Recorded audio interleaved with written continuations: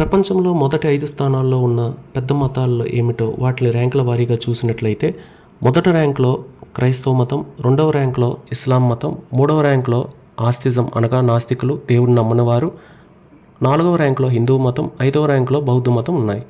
ఇంటర్నెట్లో వికీపీడియా సమాచారంను బట్టి 2023 సంవత్సరం నాటికి ఉన్న మతాలలో ప్రతి 100 మందికి లెక్క చూసినట్లయితే, అంటే ఉదాహరణకు ఈ భూమి మీద మొత్తం జనాభాలో ప్రతి 100 మందికి, మళ్ళా చెప్తున్నాను, ప్రతి 100 మందికి క్రైస్తవులు 31 మంది, ముస్లిమ్స్ 25 మంది, నాస్తికులు 16 మంది, హిందువులు 15 మంది, బుద్ధులు 7 మందిగా ఉన్నారు.